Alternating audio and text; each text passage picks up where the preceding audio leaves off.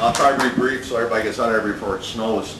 First of all, I want to thank everybody for taking the time to be here this morning, but also I want to thank all the different labor affiliates, all the different labor unions, and everybody that actually cares about the middle class here in our province and our country, because we are under attack.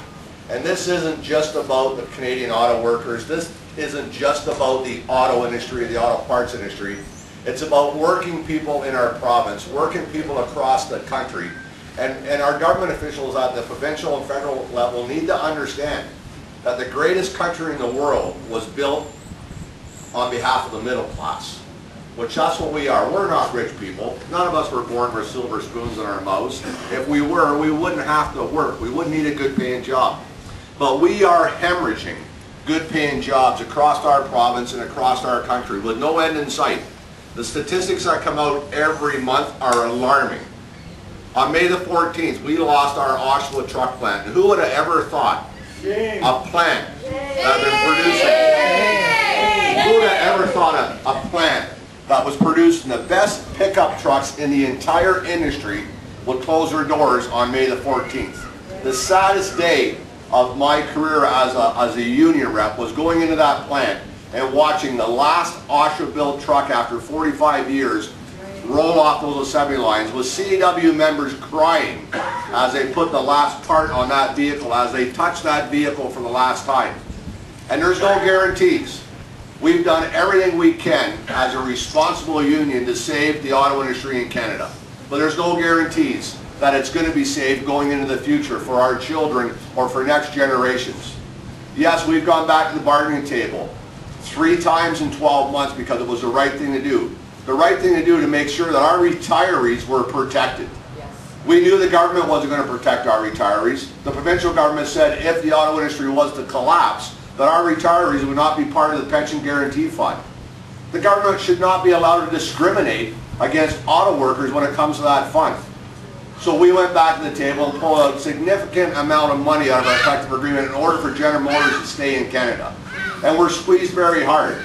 But if you look at every sector of our economy, it's time that all of us collectively, no matter where we work, no matter what we do for a living, stand up and make our government pay attention. Because there's no end. So in closing, thanks for the opportunity to be here this morning. I'm going to leave now and go back into bargaining for one of our auto supply plants that's on the verge of collapse. Nobody's job is secure. And it's time that we take events like this and take it to community, to community, to community. Whether you work in a grocery store, whether you work in a hospital, whether you work in the auto industry, whether you work in manufacturing in general. Workers need to join hands like never before, because every one of us are under attack.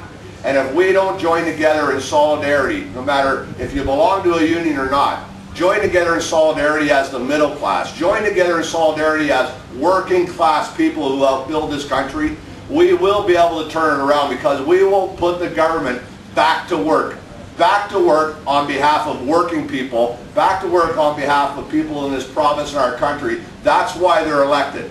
They're elected to make sure that we have a decent standard of living in this country. We know how to get the job done. But we need a government that supports the middle class, a government that supports workers in this country. And as we bleed good paying jobs, just think of what it does to agencies such as United Way, and you'll hear from Bob Howard. Think what it does to the homeless shelters, to the food banks, to everybody else in times of need. At times like this, those organizations need our support, because hundreds of thousands of people are getting that pink slip every other day. And where do you find a good paying job? There are none out there. Where do you find a job at all if you're lucky enough? There are very few out there. So we are under attack.